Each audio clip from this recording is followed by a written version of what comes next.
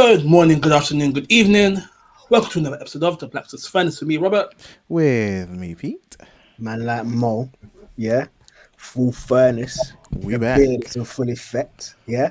We Come Hey. on, back, the Hey. bearded gang, full fire, yeah. full heat, Come full on, to the metal. man in a mustard tea, obviously. Chase made that rhyme without even meaning to.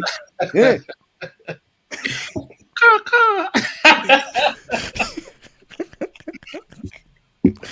Yo. Yeah, we back. We back, man. Back. Been a minute.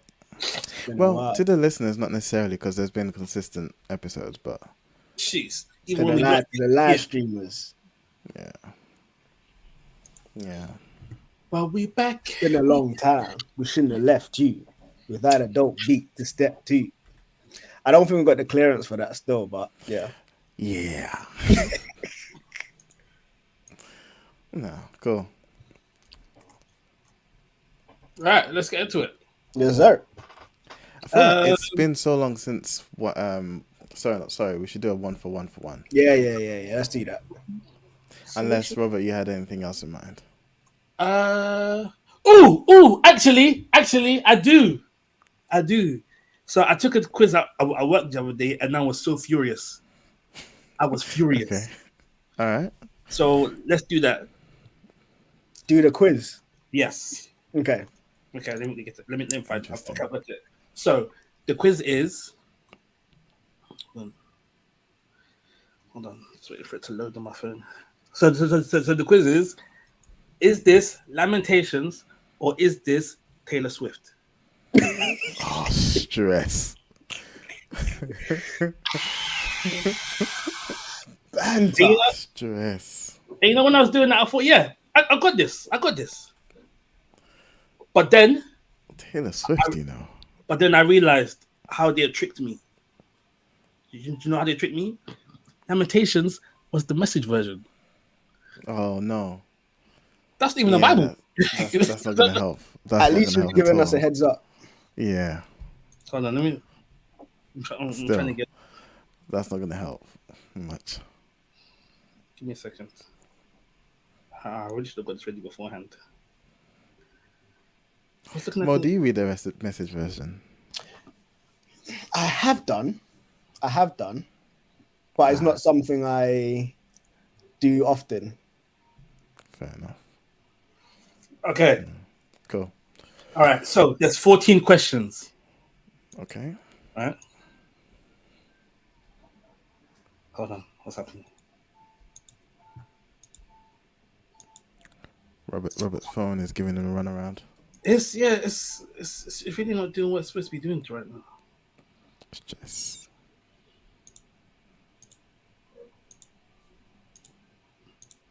I'm curious what this was on actually. Where did you find this No, quiz? it was at a work thing I was doing. Oh, okay. No, it was like a work leadership. No, not leadership, but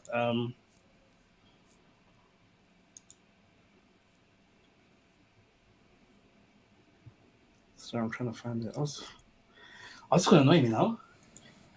Where's my tablet? All right, you guys talk. I'll be back in a second. Okay. I said like talk amongst yourselves. Fam, It's a bit. entertain yourselves. I'll take him out of the stream, just to be petty.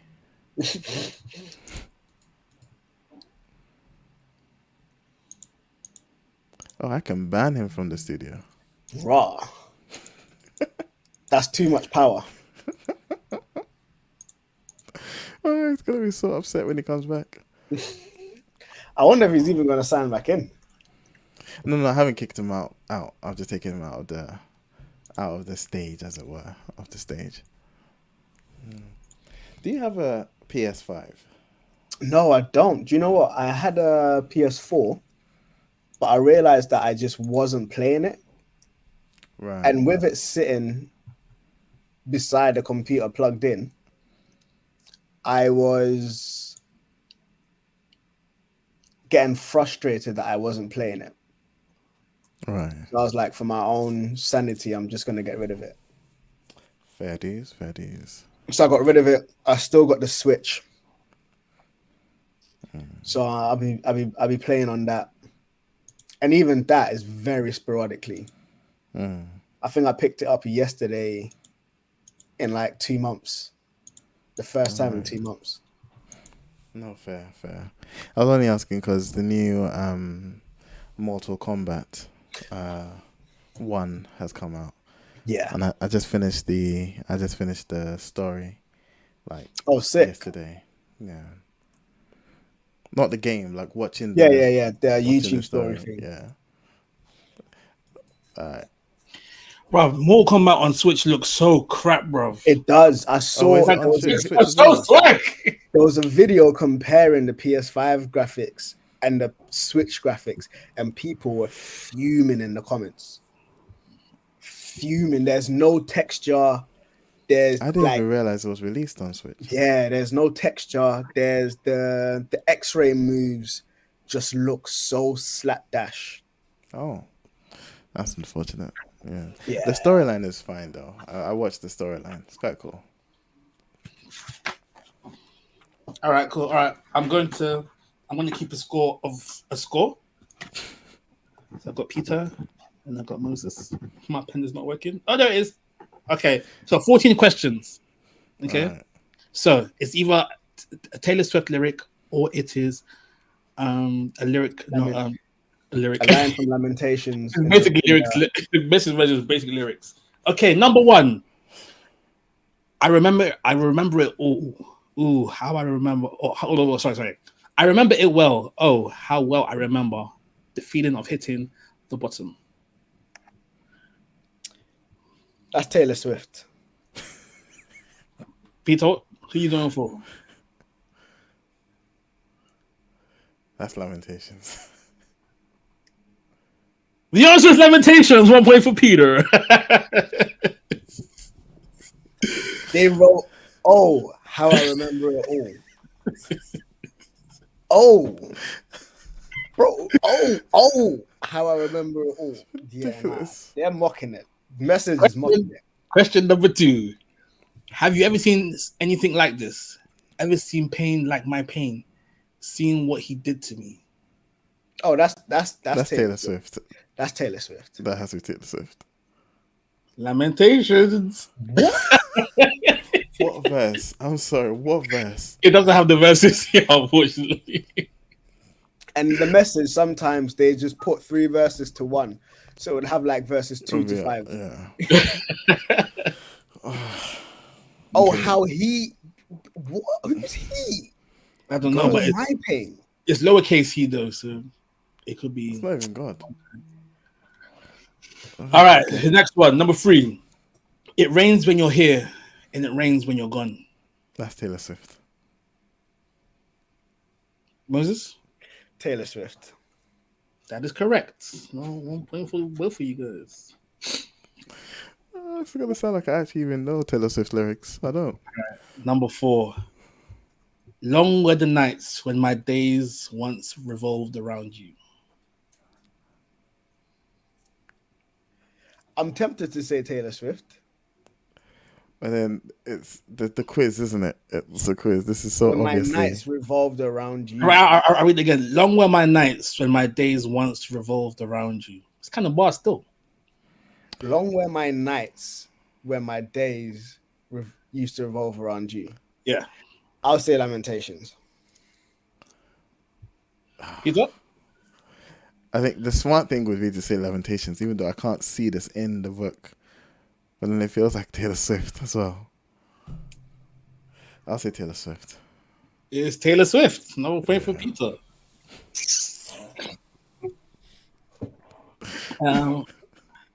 Number 5. Walls of insincerity, shifting eyes, and vacancy vanished when I saw your face. Lamentations. Lamentations. Taylor Swift.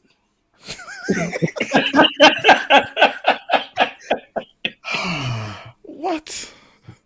All right, cool. It's not easy. It's not It's easy. not easy. It's not Okay, easy. next one. I weep buckets of tears and not a soul within miles around cares. Lamentations. Correct. Yeah. He's always talking about crying. The weeping prophet. Okay, next up we have I gave up on life altogether. I've forgotten what the good life is like. Lamentations. Yes. Yes. Jeez. Next one. Did you have to do this?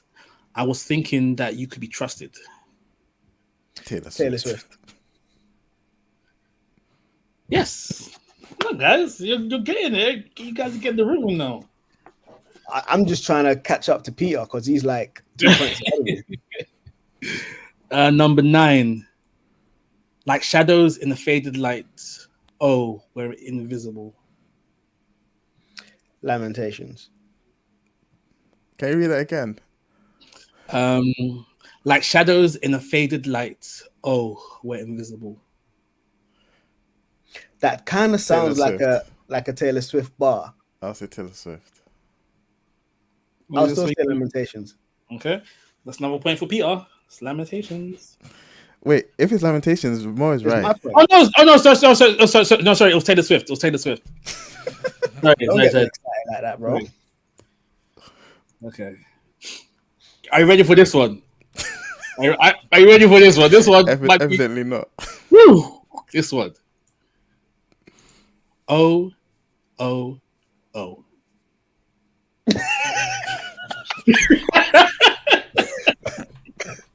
It's both of them. I swear this is both. This is both of them. You're actually correct. It is both of them. Yeah. No, that's good. This is definitely ridiculous. Okay, number 11. That's not even fair. Number 11. We've been to hell and back. We've nowhere to turn, nowhere to go. Rivers of tears pour from my eyes. Taylor Swift. Lamentation. That is Lamentations. Another point. Hey. As soon as I hear crying, I'm like Lamentations. It's the hell and back though, but then it's the message. It's the message. Because Lamentations was their exile to Babylon. Yeah. The whole fighting towards that. So yeah, they've been to hell and back in the wars and blah blah blah. So yeah. Fair enough. I think we're number 12 now. 12? Yeah. See the vultures circling dark clouds. Love's a fragile little flame. It could burn out. Taylor Swift. Taylor Swift. Correct.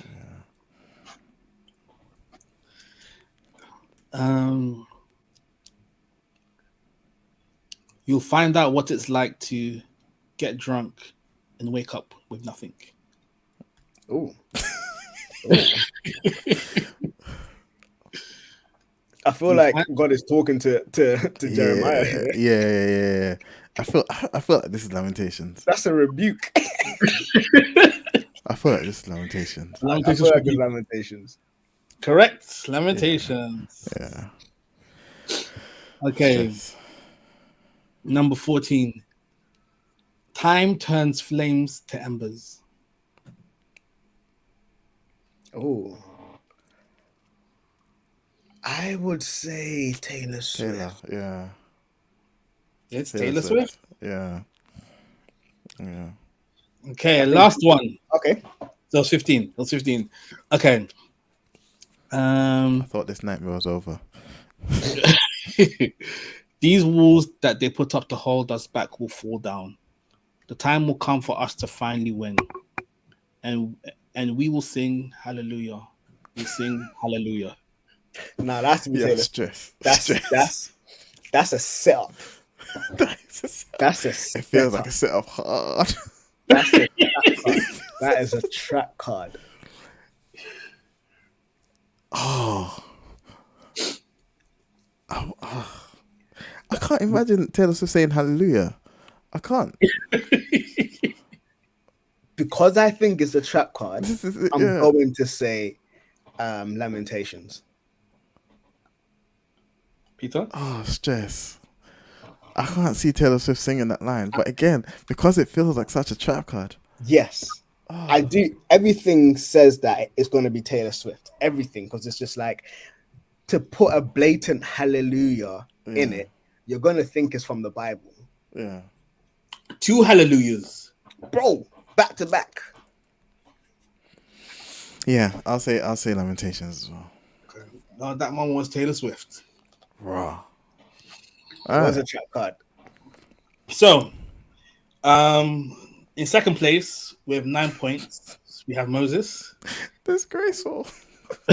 Our winner is Peter with 11 points. How much did you get?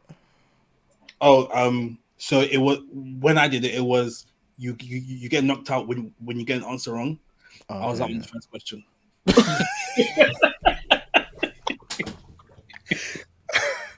Give me 2 seconds, guys. I'll be back. Easy. Cool. Easy. Okay, so after this experiment that we've done, does it make you feel any different about the message version? Yes. Yes. In that it can be mistaken for pop lyrics. Yeah. Yeah. In that it barely sounds like scripture.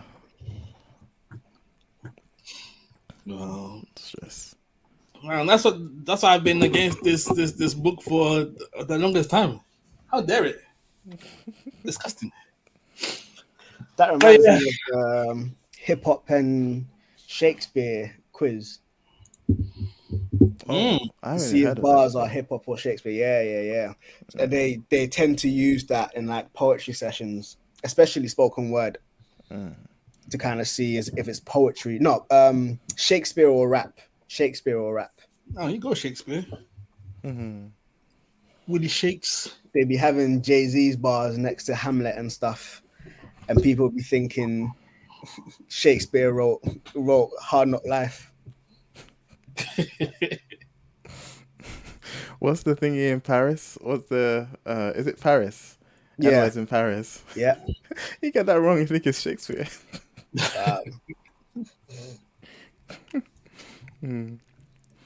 Cool. All right, let's get into the topic for today. Yeah, I think there's only like one thing we can really talk about today in light of news that's been happening in the news in London. Oh, I think I know. Yeah.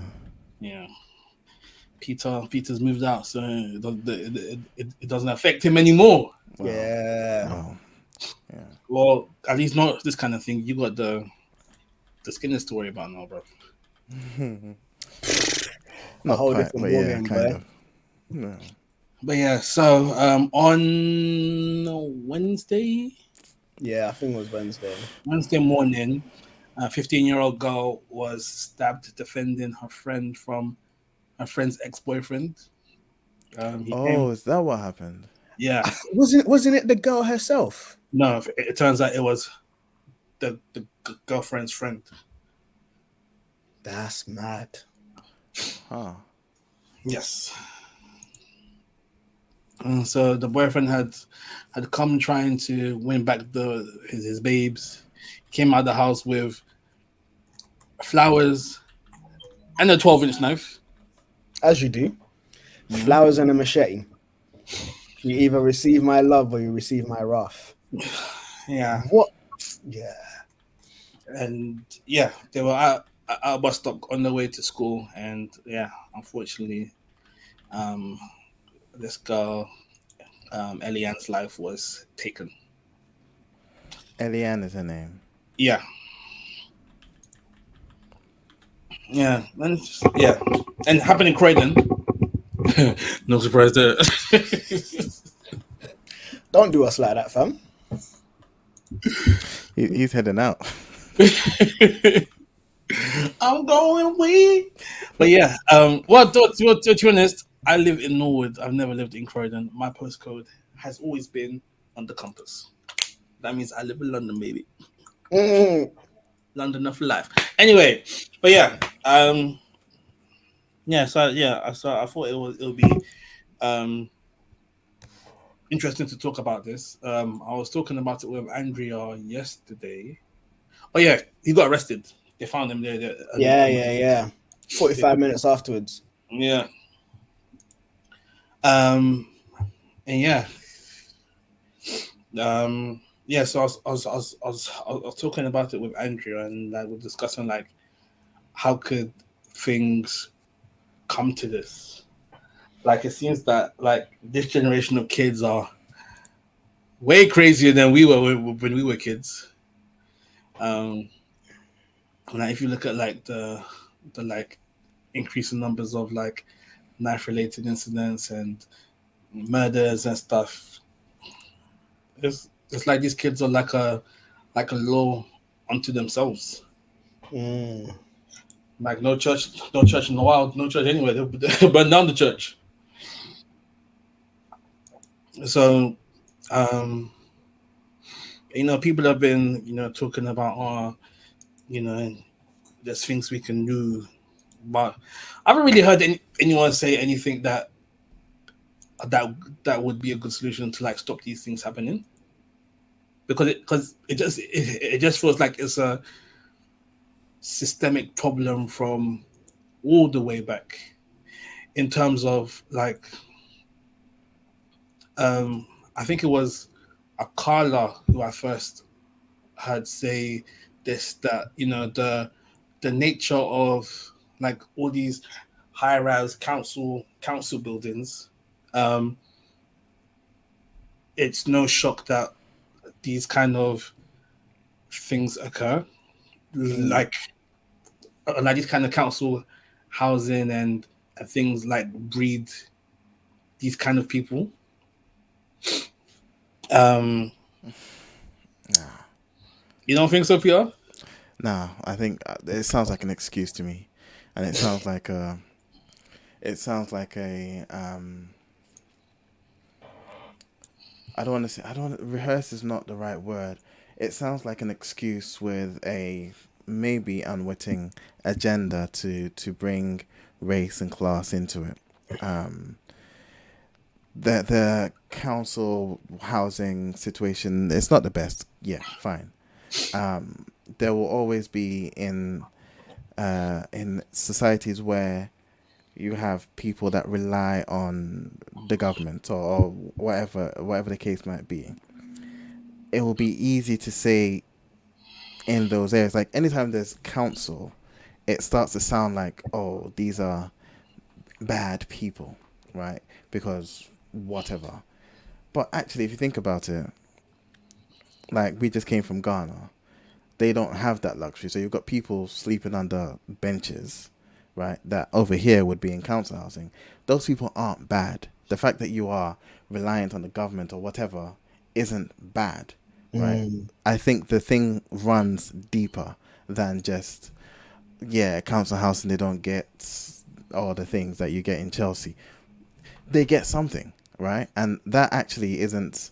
That actually, I think, is indicative more of a government that's working than of what the alternative would be. If it was just outright poverty and people out there without any sort of safety net, it'll be a lot worse.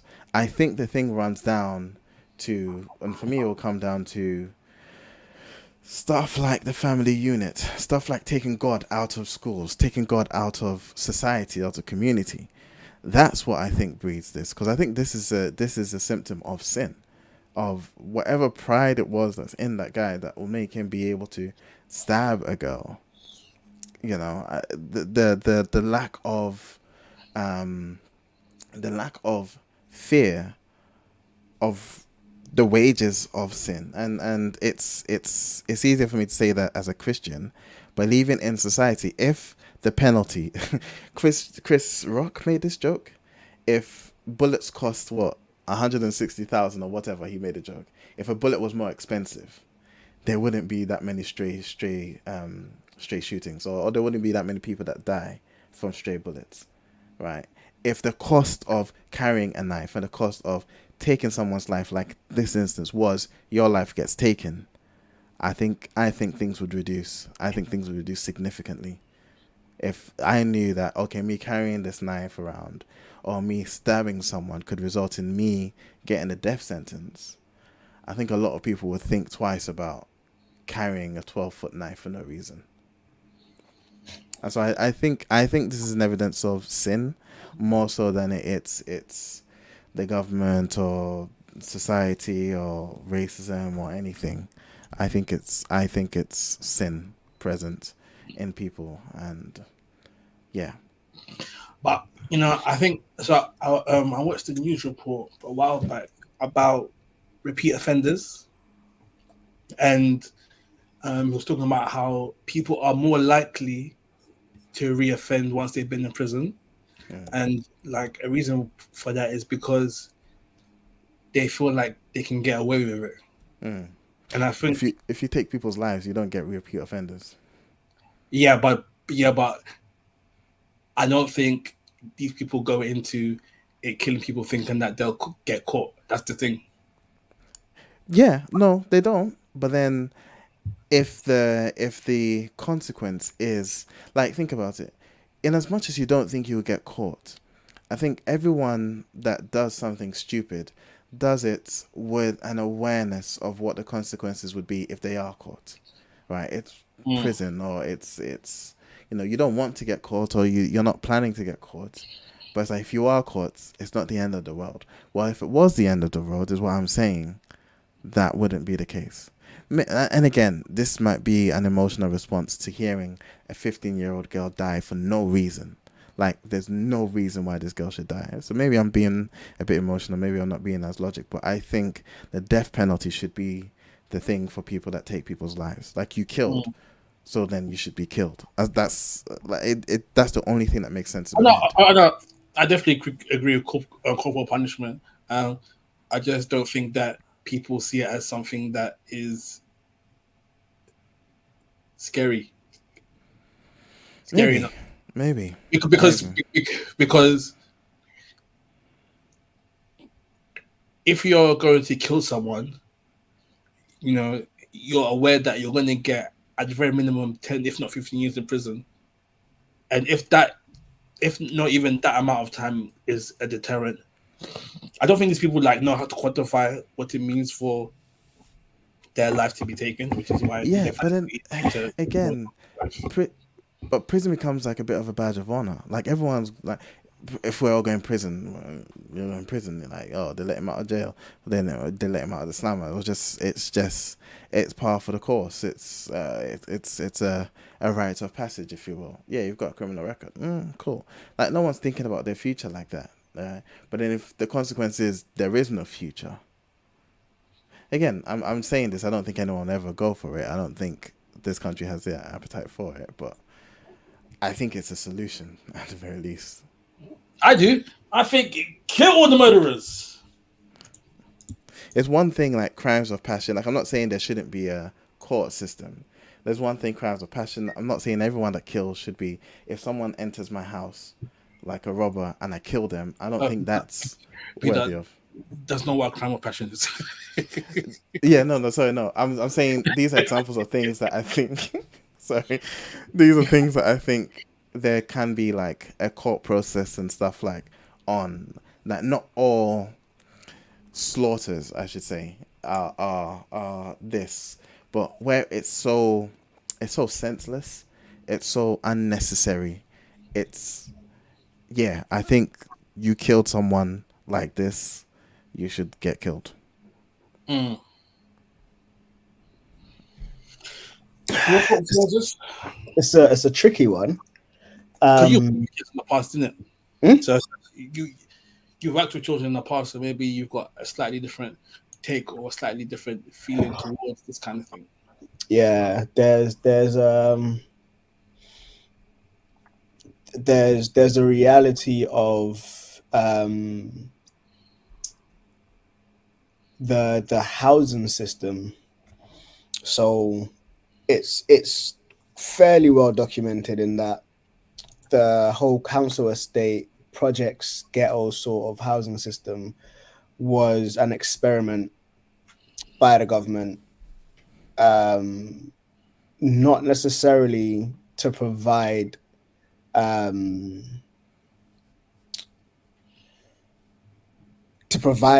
the less fortunate with stuff, but more so a social experiment for various things. It's been like proposed that population control, social control, blah blah blah, this and that, but just recognizing that the housing situation in and of itself is such that it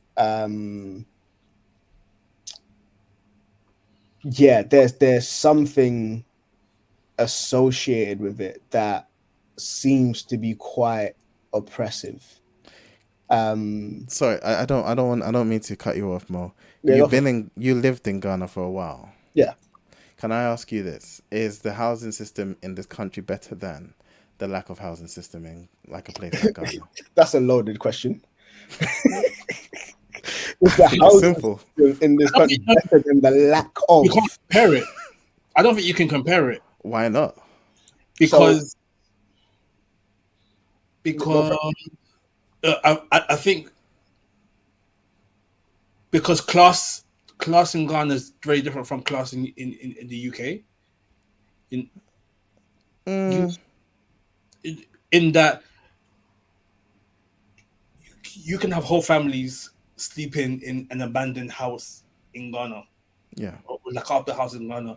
You're not going to find that here in London. Like people are. And here's the thing: is that indicative of a good thing or a bad thing? You know, maybe the Conservatives are right about immigration. You know, maybe just tune people in the UK.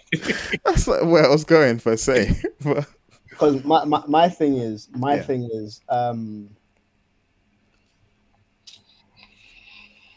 should we applaud the government handing out loaves of bread when it is well within their means to provide something more substantial?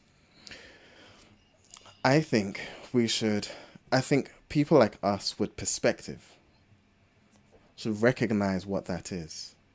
Because we've been in places where the government could also do something substantial and they're not even handing out pure water. Yeah, but you know what? The problems of Ghana, just because Ghana has problems doesn't mean that London's problems are any less. I'm only speaking to Ghana because I've lived there, and that's why I'm speaking to you guys about Ghana, because I feel like we've got a certain perspective that affords us, I think, maybe a more rounded view. Now, I haven't seen the research, and I don't dispute it because I know you guys do a lot more reading around those areas than I do. Political side of stuff. Yeah. What I can speak to, however, especially even just going there recently, is we've got a lot of things good here. I'm not saying it's perfect by any measure, right? How much tax do we get taken out, like, for no reason? But what I am saying is, like, I feel like when you travel around or when you live in other places and you see the things that we don't have here, that they don't have that we have here, like, I think it should give us a different perspective. I think it should give us and it's not my perspective isn't so much so tarnishing what has been built or the privilege, not even the privilege. I wouldn't even say privileges, because like for the most part in the West,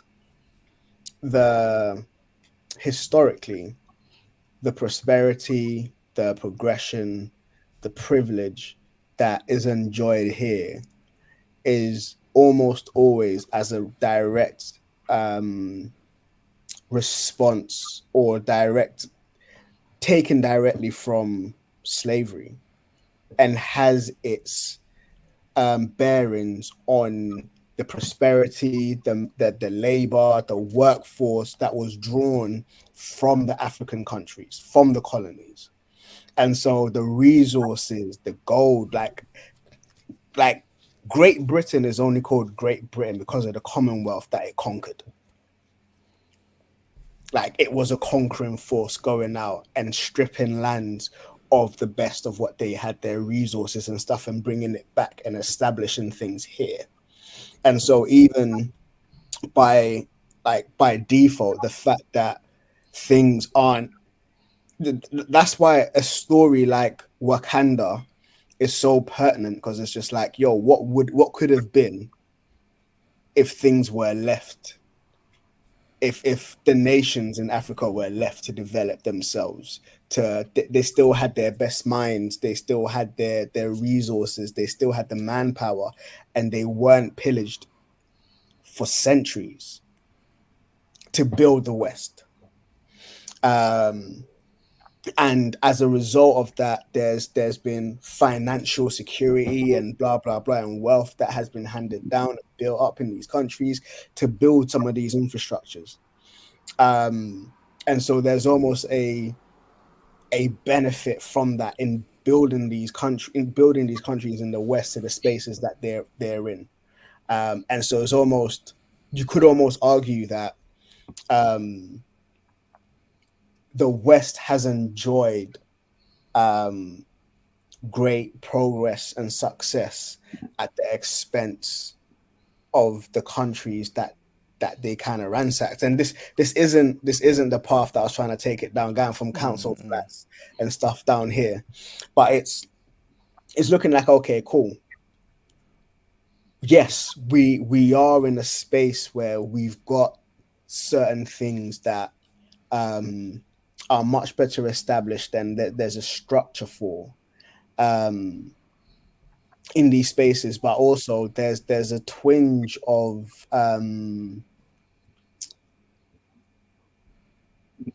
there's something in it, in that even when Caribbeans came over through Windrush and other things like that, when they were being offered council houses, council flats and stuff, sometimes it was under the agreement of the father not being allowed in the house. So even in them providing them with houses, they're fracturing the family. And in the fracturing of the family, we know that has a ripple effect. Yeah. And so it's fundamentally breaking the society, it's breaking the community, just so mom and baby can be able to have a place to live. It's not so much so now, but still, unfortunately, if you're a single mother, you're more likely to get a house than if you're a couple. From the council side, anyways. And so some is like the systems that are in place, and that's something again that happened in America in terms of the projects and blah blah blah. If your man was in the house with you, you would be evicted. Question. Yep. Tell me what you think about me. Is that explicitly because there is a veiled desire to not have the man in the house?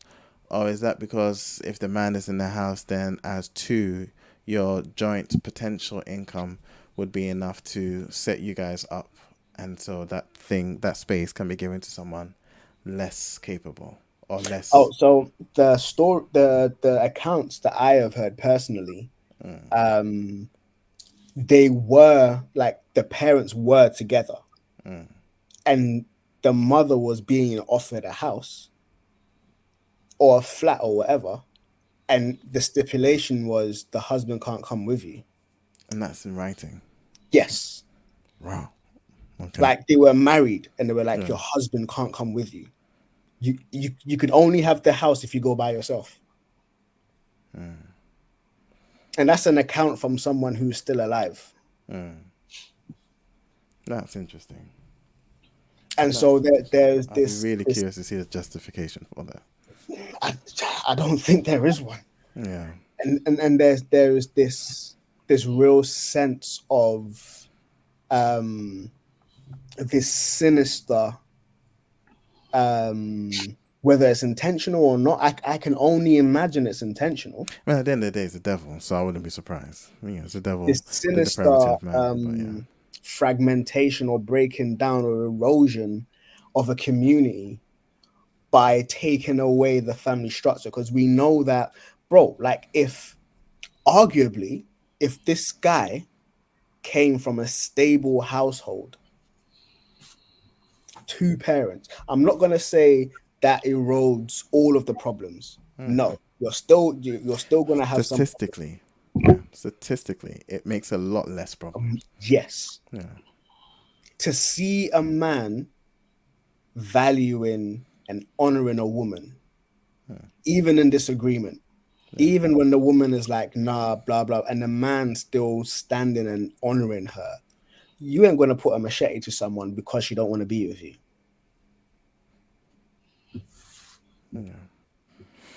And so that's why I'm like, yes, I'm not trying to undermine some of the luxuries we enjoy here. Now, you see, for me personally, I don't even mind the tax too tough. Yeah, I mean, you see what it goes to some extent. Because I'm like, You see what I it can goes go to the GPs for free. bruh. Come on. I can go to bro, in America, if you ain't got medical insurance, it's long for you. Again, I can speak to Ghana because, like, legit, if you go to a shop, like, you know how you go to a shop and it's like, oh, this is what the price is. Maybe they'll do a credit check. You're buying a car, thinking you do a credit check, and it's like, oh, what's your credit? You go to the hospital, Bro. You are dying. Bro. Let's see your bank account first. Do you have Bro. funds, fam? I'm hearing how in America, if to give birth, if you give birth in a hospital, you can easily come out with a 30 grand bill for one child. Yeah. Skin to skin, they charge you. You put your own baby on your chest, they charge you. Bro, they're moving the kid. Look, they're moving the kid from your vagina to your chest. That's it. There's like a 5 grand charge. That's mad. So I'm like, yo, yeah, take the little change from my thing. Yeah. Cause I know that, yes, prescriptions might be £9, whatever, but I can There's see still my £9. Yeah. I can see my just GP. £9. I say just, but yeah, it's better than the alternative. It's better than the alternative. Yeah. I need insurance just to be able to get an asthma inhaler. Go to the pharmacist and you have to haggle for life-saving medicine. Like, bro, it's long. It's so long. So yeah, I'm like, we enjoy luxuries, certain luxuries, but I also recognize the building blocks of these luxuries. And it's a shame that for the most part, the people caught on the bad end, caught in the net of like the lower end of stuff, are those who laid these building blocks. Now, in saying that, yes, we have got white people, we have got other ethnicities that kind of fall into this category. But the system is almost set up that if you're black and brown, like, you kind of slide into these things a lot easier. So yeah, it's a shame. And so when I hear council estates and stuff, I am not necessarily seeing it from the housing perspective. I'm seeing it from the social political perspective, in the infrastructure that upholds it. So yes, it's brilliant to be able to have roof over your head and ideally like heat and electricity and stuff. Now, I do know that some people can't afford it, especially in this economic climate and stuff. But you've got shelter. You've got shelter, but recognizing that, yeah, the structures that kind of put these things in place weren't necessarily done with the best of intentions. Even if we look at Grenfell, with how the building quickly set on fire, stuff like that, and it's just like, yeah. So that's the angle that I know, or I believe, like the likes of Akala and them will be coming at it from. And again, it plays into this. It is a wider problem. It is a wider problem in that, from a spiritual perspective, it is sin. It is the fallenness of man. And I believe that one of the main things that kind of comes into it is selfishness and pride. In that I want to be as wise as God. Or I think I know what's best. I am not going to submit to God. I want to be God, at least over my own life. And that is the at least. So yes, there is that direct correlation. But unfortunately, systems and structures were built and established by broken men. And so these systems and structures are broken as well. Yeah. And these systems and structures, unfortunately, is what is governing us. And so the very things that are in place to help us live in a way that is amicable and peaceful and beneficial for the community is broken, is flawed. Because I mean, like, even when we say, oh yeah, just let's all submit to the word of God, again, it's like, yo, the KKK were doing it under the guise of Christianity. Yeah. And they genuinely preached on a Sunday white Jesus, and being white is closer to God. That blacks weren't human, or they were subhuman, which then legitimized even spiritually their subjugation and their slavery. And that if they saved or looked favorably upon a black person, it was a sin. And it's just like, yo, like, this is perpetuated through faith. And so it's just like, again, if it comes down to us outside of the Spirit of God, and these guys believe they had the Spirit of God, some of them anyways,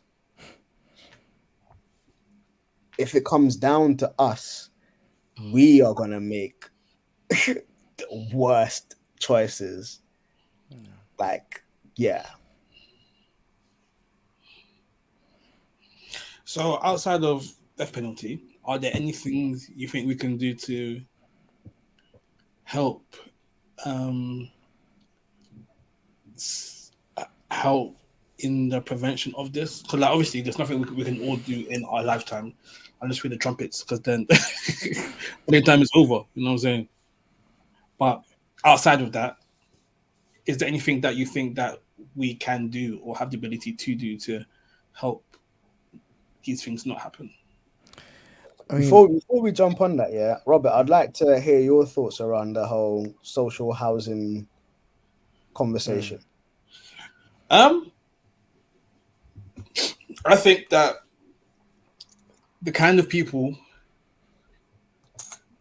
I don't want to pick everybody with this brush, but the kind of people that that have to live in social housing don't tend to have the highest aspirations in life.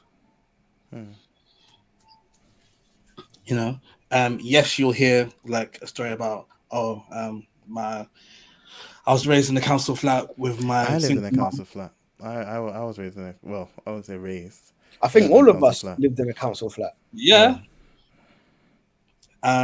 Yeah, and I think that depending on where you live, it's easier. It's easier to get involved in that kind of thing than not. Like if you live in a block and all the kids your age are like doing this thing, you know, unless you're like parents are on your neck, and even then, you know, you could have good parents at home, but the once you're out of the house, you're moving mad. And until you get that phone call from school or the police are taking you by the scruff of your neck back to your house so that you can get shipped off to Africa. You know. So yeah, and it's so easy to fall into that trap if everyone around you is doing it as well. Yeah. You know, and I think we can even see that even if we're not gangbanging, like I'm sure some of the toxic / negative views we like even have around women were molded because of the people we were around Facts. growing up, you know. And if so, babes, how much more violence, you know? Um, um, like growing up in school, people were acting up, so I acted up, you know, which means another people acted up, you know. People didn't take school as seriously because our friends we didn't take it as seriously. I remember when it was time to like pick university choices, no one put Oxford or Cambridge down as a choice because for us we couldn't even fathom going to such a place. But then put down the Brunel, put down the DMU, you know what I'm saying? Put down no places, put down the Kingston. Yeah. I feel slightly insulted because we all went to the same uni, and man saying he wasn't serious with us applying for it. Well, I got there through clearance, so I didn't have much choice. These times, Queen Mary was legit my first choice. It was my first choice, and I smashed the entry requirements as well. Come on. Yeah, you're right, and I think this is where some of the conversations around representation and stuff factors into it. Where it's like, what are you surrounded by? What are you seeing? What is the waters that you're swimming in? Yeah, and if you're swimming in polluted waters, that's all you know. Yeah, and like as cringy as some of these gang films can be, you know, I think it makes sense. You know, you live in an area, it's not the safest. You might get robbed one day. Okay, I want to carry a knife so that I'm not going to get robbed again, you know? And then it moves from, okay, I'm carrying a knife so that I don't get robbed. Oh, I've got this knife. If I point it at this guy, he's going to give me his stuff, you know? Yeah. And then that guy starts to carry a knife. And it's just like a vicious cycle like that. Sometimes the cycle gets cut because people get cut. And so it can end that way. But then even then, you kill my boy, coming to kill you. Oh, you've killed my boy now, I'm coming to kill you. And so it's lots of vicious cycles happening all at the same time. Ades writing boo.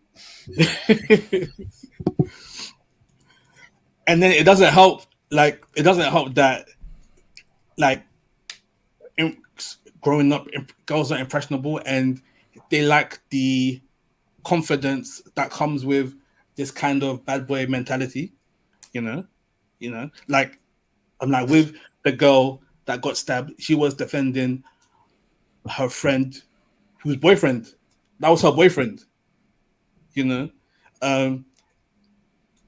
So she was involved with that. I'm sure she knew that was the lifestyle he was living. Like that lifestyle might be even part of the reason why she was interested in him to some degree. It might not have been all of it, but I'm sure that played a part.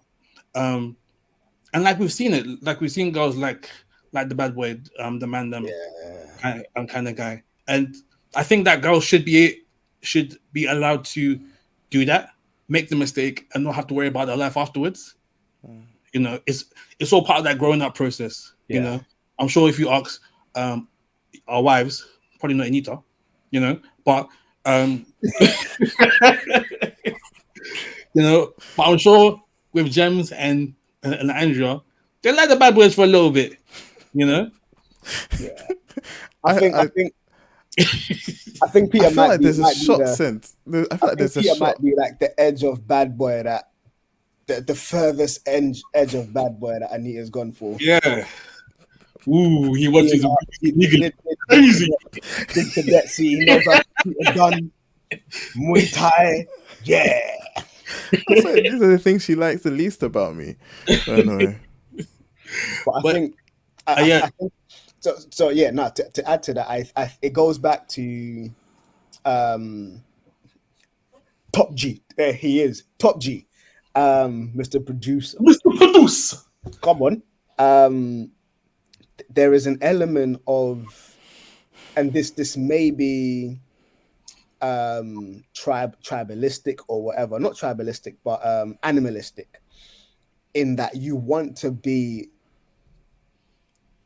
not speaking, this is a generalization, but women would like to feel protected. And depending on the area that you're in, being of someone that you feel can protect you. And so if you are a deeply spiritual woman, you would want someone who is equally as deeply spiritual, who will do warfare on your behalf. That's the space that you're in, who can lead you spiritually. If all you know are the roads, then you would want someone who can protect you on the roads. If all you know is just studying, it's just, yeah, my dad's 401k, he's got blah, blah, blah investment, then you would want someone who ideally can protect you within that realm. And so protection may not always be physical, I'm a kickboxer, blah, blah, blah, but there will be some level of protection that I think the woman would be inclined towards. Like the man as the head of the household. So spiritually, he should be able to cover his household. There's a level of protection there. And if the man isn't doing that, then unfortunately the woman is picking up, and there's a lot of frustration even in the church that comes from that, where a woman feels like, yo, I'm having to lead my household spiritually. It's not my role. I'm not the man. Or I'm having to discipline. I don't think women have a lot of problems disciplining kids at the moment, but I don't want, I'm having to be the disciplinarian because the man ain't stepping up to the plate. And so I think sometimes that can play into the bad boy sort of thing where it's like, oh yeah, I'm fragile, he can protect me, yeah. So I can run up my mouth and he will go do the fighting. Unfortunately. He goes back like Kevin Hart. I'm not a fighter, I'm a lover. So yeah, it is unfortunate. But yeah, I do see your point, Robert. I'm just in time as well. Oh yeah. So I think that so that's my view. There's so many things that I think that, with like the Kevin Samuels and the Andrew Tates, we're seeing that men and boys hunger for leadership, mentorship. Yeah. But a lot of the time, the quote unquote good guys or the outstanding guys. No, let me not say that. The life that comes with being a good guy, it doesn't look as nice as the bad boy who gets the babes and the cars and he's got the fast money and all of that. To boys and guys who like, I think for like a lot of us, we are triggered, not triggered, like wired to be enticed by that kind of thing. And so being told, being faithful to one woman and like raising your kids and having a steady job, that's a good way to live life. It's not the most exciting prospect in life, but in that quote unquote boringness, there is security, there is safety, there is stability. Yeah. Peter doesn't look like he agrees. No, I don't. Because I think I'm not oblivious to the reality that the bad boy sort of lifestyle presents a certain appeal under certain circumstances. But then I think as well that there are elements of that sort of lifestyle that I think maybe in more civilized circles, and I say civilized with the air quotes, we've allowed for those things to be removed. We allowed for sort of the smart boy to be feminized, and so he's not, he's not doing anything. He's not pursuing anything physical, or he's always sitting behind a book, and it's like, I think the problem is allowing for what is right to seem like it's not appealing, because we've actually we've actually tarnished what is right. Like I think that the appeal of the bad boy is, maybe someone said, girls that like bad boys, or girls like a person who is dangerous, who can be dangerous to others or dangerous to their threats, but kind to them. That's not something that's exclusive to the bad boy, right? It isn't like Mo But can be dangerous to a threat, but but kind just to a his bad wife. boy shows that he can be dangerous. Exactly, and it's because the alternative to that has been feminized, has been made to think, no, you don't, no, he's a good boy, he doesn't fight. Nah, he's a good boy. Let him learn how to throw hands, like, and then also spend time studying, because it's the same discipline. Yeah. It's the same discipline, and so if one person can be disciplined, and that's the other thing. It's like the road men, far in between, don't really know how to fight. Like, they know how to like scrap and stab you with a knife, but you give someone a low kick, they don't know how to take it. They Yeah. don't know how to handle it. Yeah. And so it's And that's why they're opting for weapons now. exactly. And so I think I almost want us to move on to what we consider the solution, but I think it's allowing boys and men to be men. You know, there's a reason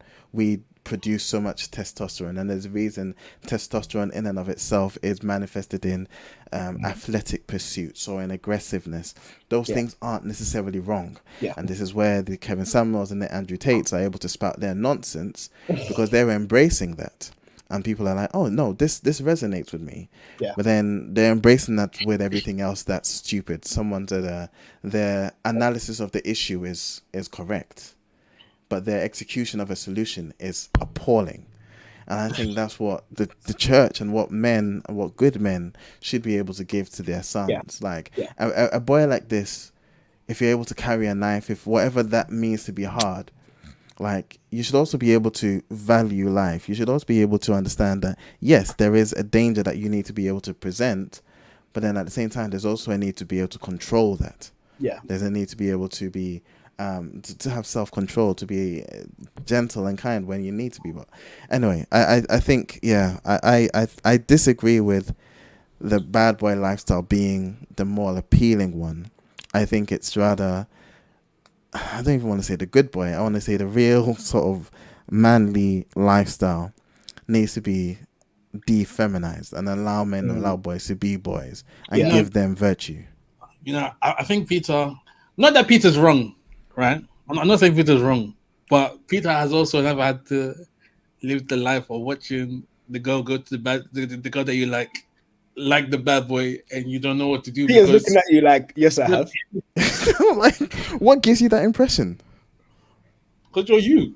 I don't know if that's a compliment or a diss. He is strays today, boy.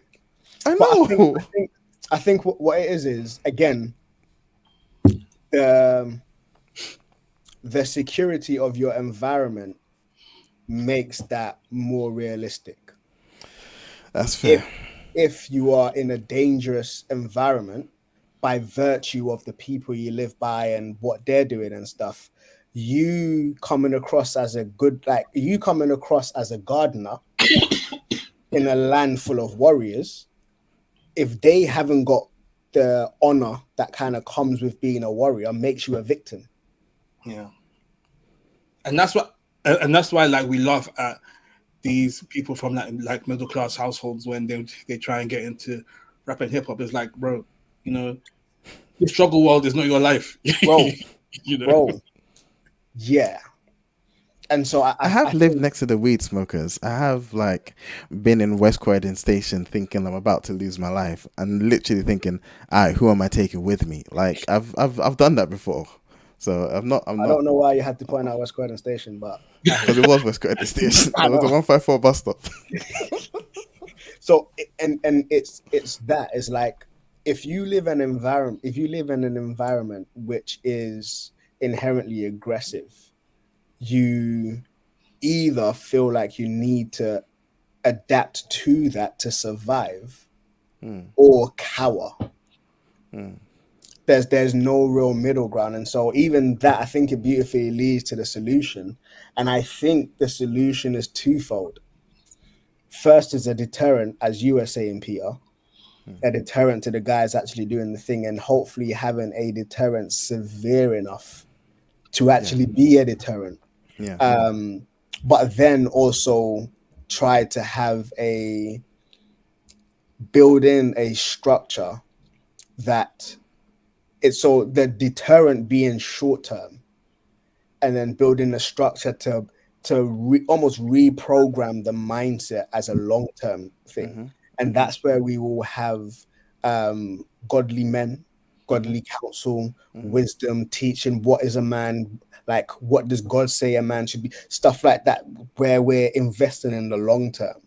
Whereas in the short term, we're like, raw, okay, cool, you chopped off my man's head, cool. Same thing happens, like whatever that may be. And even that being expressed in a way that is equal.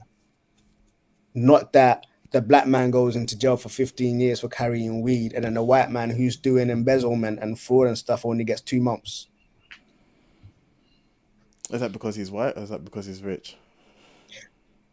Both. Because the black man that does the embezzlement that is rich, he's gonna afford a good lawyer. True, but there is a disproportionate, not disproportionate, but an imbalance in the way justice is meted out within the rate, even statistically. Yeah, so I agree, and just to add on to what you said, I think, and this is a pipe dream, a deterrent severe enough is death penalties, something like this. Make a few examples, make a few martyrs of this system. People are going to stop being stupid. No, I don't. It sounds nice, but there have been countries that have the death penalty, and people keep getting put on the death penalty. So, so I think it's not working somewhere. I think even when so I'm taking David and Absalom, I believe. Not Absalom. The dude who raped his sister. Oh, I should know this. I read it recently. The dude who raped his sister. Yeah. Obviously, the brother killed him. Yeah. I think the brother was Absalom. Yeah. And Absalom went to Egypt and then came back. Yeah. But if Ade is still on the thing, type it out, bro. Peter's doing a quick Google search.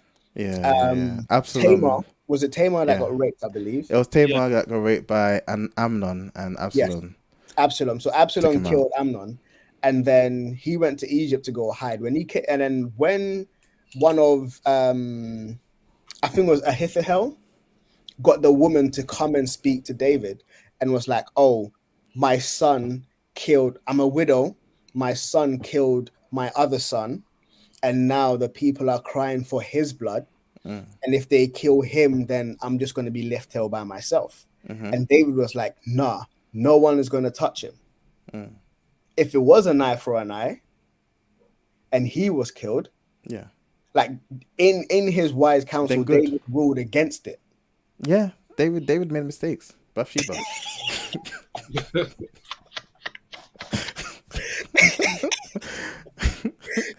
The look of matter of fact looked on your face. You're like, yeah, he made a mistake. No, because I see what you're saying. And it's harsh, no doubt. And as I said, I might be responding emotionally, but I just feel like in an instance like this, like a senseless death like that, premeditated death, premeditated murder, those sort of things, rape, those sort of things, like they should result in death. We should be removed. But I think you're completely right as well. That's a short-term solution. I think will be effective, but short-term. The long-term, I'd add to re-incentivize marriage. Yes. Like the idea of marriage, the idea of, okay, actually nowadays it's a bit weird, but the idea of man and woman sort of bringing up a child provides an environment that, again, statistically we see results in a lot less of this. I'd go further. Again, not enforcing this, but like reinforce the freedom of religion, because all religions end up having an aspect of morality Mm, that ends up actually countering a lot of this. yeah. Now, again, you ask me, I know the real religion, I would say Christianity, but actually, you'll find, in as much as they are counterfeits, they all present an element of morality Yeah. that, again, would work towards curbing some of this. They all have an element of the golden rule. Yeah. Do unto others as you'd want done unto you. Yeah. The beauty of Christianity, and I have to present this, is that change, that the golden rule and all of that, as opposed to it being you trying to do something to be better. The change that comes with Christianity is God doing something in you, making you better, which makes it so much more, effective. Yeah. But at the very least, for a secular world as we're in, and we've been talking about better and worse, it would be better, I think, if religion was bring it back into schools, if it was more freedom of religion. I think it again would even help to Like dissuade this. if the government were to be like, yo, for the next 10 years, like made it plain and clear for the next 10 years, if you're found guilty of manslaughter, electric chair. Like, Not even manslaughter, because manslaughter can be the unintentional one. Okay. Manslaughter could also be the in defense, Mm. like premeditated murder, Yes. stuff like that, or rape. Yes, electric chair, shot to the head. I don't care. Yeah, And it's the more, there's almost like a gradation. The more heinous the act of violence was, it's going to determine the act of repercussion. Quick question. So currently, the definition of rape when it comes to like prison and stuff is someone doing the penetrating. So a rapist can only be a penetrator rather than an office that's going into something. So would you say that women who rape men should get that penalty as well? Yeah. They want to be equal, so yeah. yeah. Okay, I was just asking. And I think it should be extended to, even if you use something, same. They need to do like the African mums and get the cotton bud into the rob, shove that up your bum. Peter winced as soon as I mentioned the rob with the cotton bud. It's alright. It hasn't happened to me before. It's alright. It's alright. Fam, I'm laughing from a place of flashbacks.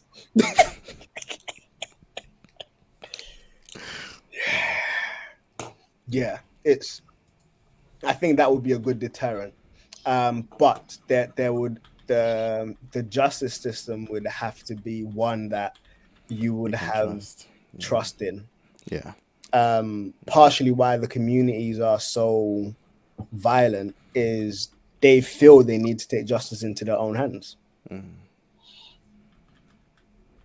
So even they don't trust the government presiding over them.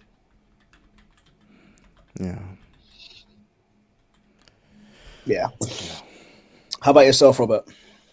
I think that something that we can do is just continue to be good role models. I don't know if I agree with this whole thing of if you see someone do something, be like, okay, stop it. Because as nice as that sounds in this day and age, that could be the end of your life.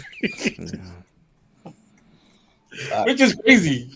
You trying to protect someone can end up with you being ended. So you have to be very careful, I think, how you approach these kind of conversations. Because there's a lot of ego going around that needs to be contained and managed. But yeah, do what you can, have the conversation that you can, show people what it means to be a good man. Just be open and like as much as you can, allow people into your lives a bit just so they can see. As a church, I think that I don't know, because it just feels like men don't like coming to church as much as women. So if there was a way to, I was thinking, like, as much as I was talking about, like, good guy, quote unquote good guys living like a boring life. For a lot of people, they might see the life that we get as a result of following Jesus as boring, but it's the most amazing thing. So if there's a way for us to show other people what that looks like, because it's not going to be like 10,000 babes, that's not the life you're going to live as a Christian. So I guess it's just about a way of not like dressing up the gospel like Mike Todd does, but portraying. You just sending shots today, boy. portraying the gospel as authentically as possible, and I think that when it's presented authentically, that's how people see the beauty of it. And do that in whatever which way you feel like you can, like, yeah. And we'll get to do it in our different ways. Like we discussed, we were talking about evangelizing. So I think that we should, use our gifts, share the message. And if you do have sons, teach them, let them know, bro. If a girl doesn't like you, doesn't like you. There's going to be other girls. If it's your girls, don't blame her, blame your own game. Yeah. And girls, just teach them. This guy, he looks enticing, but make sure that you're ready for the sting that comes with the snake or the bee. The analogy, it wasn't working, but I tried to save it at the end, but it didn't work. Oh, if you want the milk, you get the horns. No, if you want the bull, you get the horns. Yeah. So So if you've seen the horns and you can see that they're horns, know that those horns can penetrate you one day. In one way or another.